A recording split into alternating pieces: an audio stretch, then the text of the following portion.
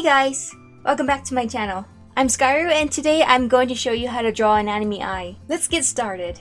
We're gonna start on the top eyelid first. So start by making a bullish looking line for our top eyelid. Next, draw a small line at a slight angle on the side of the eye. Now we're going to thicken the eyelid to give our eye that anime look. I'm gonna show you two different ways on how you can thicken the eyelid. One way is to draw an outline above the original eyelid using the same methods you already learned, then fill in the inside with ink. So there's method 1, here's the other way. You start by making quick strokes above the eyelid, making it how thick you want it. I personally prefer this one, but try them both out and see which one you like better.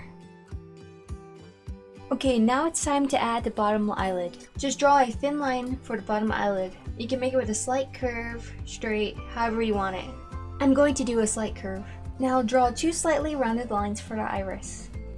Next, just add your eyelid crease, eyebrows, and anything else you want to add to it. Voila! There you have it, an anime eye. Thanks for watching this tutorial. I hope it was helpful to you. I will continue making more tutorials, and feel free to subscribe for more tutorials like these. I'll see you in the next tutorial. Bye guys!